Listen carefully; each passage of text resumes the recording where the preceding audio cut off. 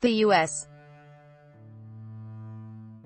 Environmental Protection Agency's acting chief said late Thursday the government will withdraw a decision to lift strict sales limits on remanufactured heavy-duty vehicles known as glider trucks. The vehicles have a used engine and a new frame and rules introduced under former U.S.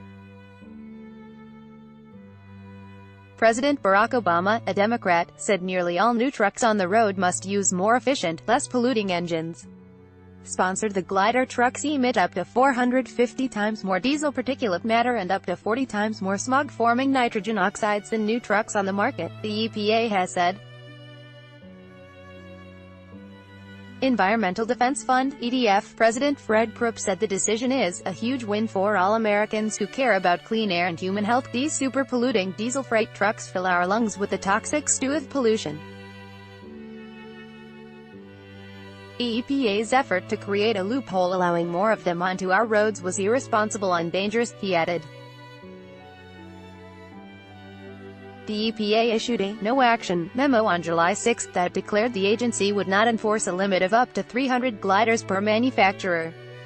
Acting EPA Administrator Andrew Wheeler, who took over earlier this month, said in a memo Thursday withdrawing the guidance he had concluded that the application of current regulations to the glider industry does not represent the kind of extremely unusual circumstances that support the EPA's exercise of enforcement discretion. A federal appeals court on July 18 temporarily blocked the EPA reversal after environmental groups, including EDF, sued the agency to force the agency to enforce the existing rules. On July 19, 16 states and the District of Columbia also sued the EPA. New Jersey Attorney General Gerbir S. Grewal said the July 6 memo was blatantly unlawful. By letting more of these super-polluting trucks on the road, EPA is putting politics before the public's health and safety. The EPA had said in its July 6 memo that enforcing the rules would result in the loss of jobs and threaten the viability of companies making the glider trucks.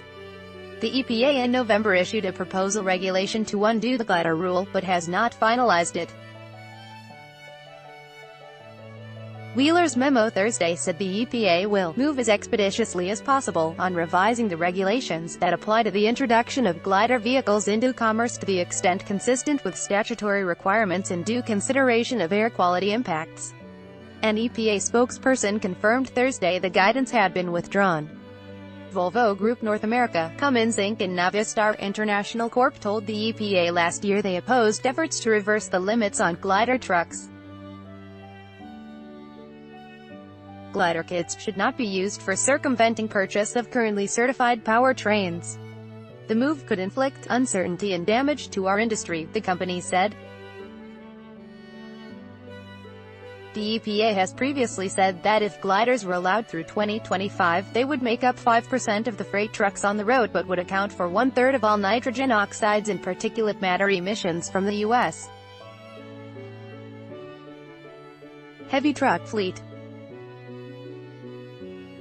New York Attorney General Barbara Underwood, one of the state officials suing, said the EPA has estimated that adding 10,000 glider trucks with non-compliant engines onto our roads in a single year could result in up to 1,600 premature deaths and 415,000 tons of additional nitrogen oxide emissions.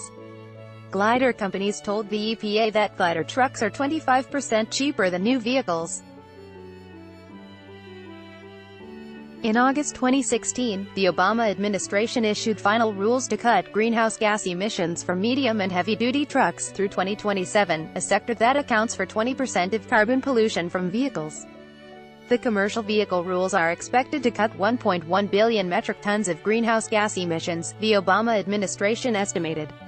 Reporting by David Shepardson, editing by Michael